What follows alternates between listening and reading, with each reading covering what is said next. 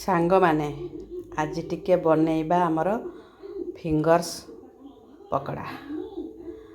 ମୁଁ ଏଠି ଫିଙ୍ଗର୍ସ ପକୋଡ଼ା ପାଇଁ ମୁଁ ଏଠି କାଟି ନେଇଛି କିଛି ଆଳୁ, କିଛି ଭେଣ୍ଡି, କିଛି ବାଇଗଣ ଆଉ କିଛି କଞ୍ଚା ଲଙ୍କା।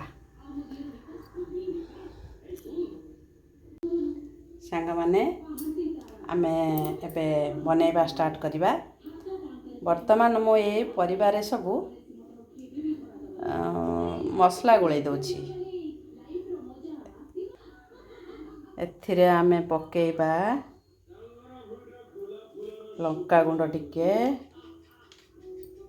ଗୋଟା ଜିରା, ଲୁଣ ଆବଶ୍ୟକ ଅନୁଯାୟୀ, କଲର୍ ପାଇଁ ହଳଦୀ ଗୁଣ୍ଡ। ଏଥିରେ ଟିକେ ଗୁଣ୍ଡ ମସଲା ବା କରି ପାଉଡ଼ର ଟିକେ ପକାଇଦେବା ବାସ୍ନା ପାଇଁ। ତାପରେ ଆମେ ଦେବା ଏଠି ବେସନ ଦେଇକି ମୁଁ ଭଲ ଭାବେ ତାକୁ ଅଳ୍ପ ପାଣି ଦେଇକି ମୁଁ ଗୋଳେଇବି। ଅଳ୍ପ ଟିକେ ପାଣି, କାହିଁକିନା ଆମର ପରିବାରେ ସବୁ ପାଣି ଥିବ। ଅଳ୍ପ ସ୍ଲାଇଟ୍ ଟିକେ ପାଣି ଦେଇକି ଆମେ ଗୋଳେଇବା।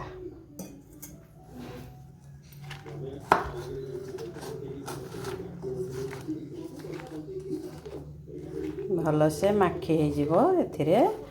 ତାପରେ ଆମେ ଗ୍ୟାସରେ କଡ଼ା ବସାଇବା। ଏବେ ଆମେ ଗ୍ୟାସ୍ ଲଗାଇକି କଡ଼ା ବସାଇବା।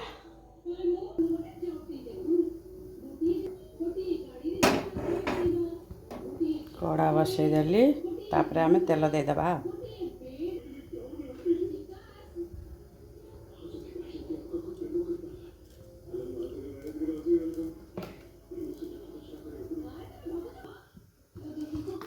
ଆମର ବୋଧେ ତେଲ ଗରମ ହେଇଗଲାଣି। ମୁଁ ବର୍ତ୍ତମାନ ଫିଙ୍ଗର୍ସ ଗୁଡ଼ାକ ଛାଡ଼ି ଦେଉଛି।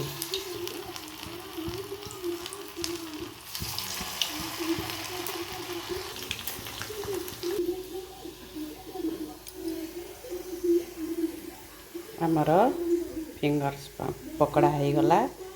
ଆମେ ଏବେ ଆକୁ ବାହାର କରିବା। ସାଙ୍ଗମାନେ ଆମର ତ ତିଆରି ହେଇଗଲା ଫିଙ୍ଗର୍ସ ପକୋଡ଼ା। ଏବେ ଆମେ ତାକୁ ଖାଇବା। ଆଉ ଆପଣମାନେ ତ ଏମିତି ମୋର ଭିଡ଼ିଓ ଗୁଡ଼ିକ ଦେଖୁଛନ୍ତି। ପ୍ରତ୍ୟେକ ଭିଡ଼ିଓରେ ଆପଣମାନେ ତ ଯାହା କରୁଛି ସବୁ ଦେଖୁଛନ୍ତି, କେମିତି ବନଉଛି, କେମିତି କ'ଣ କରୁଛି, ଆପଣମାନେ ତ ସବୁ ଦେଖୁଛନ୍ତି। ଆପଣମାନେ ଦେଖିକରି ମୋ ଭିଡ଼ିଓକୁ ଲାଇକ୍, ସେୟାର, କମେଣ୍ଟ ଆଉ ନିଶ୍ଚିତ ସବସ୍କ୍ରାଇବ୍ କରିବା ପାଇଁ ଜମା ଭୁଲିବେନି। ରହିଲି ଆଜ୍ଞା। ଜୟ ଜଗନ୍ନାଥ।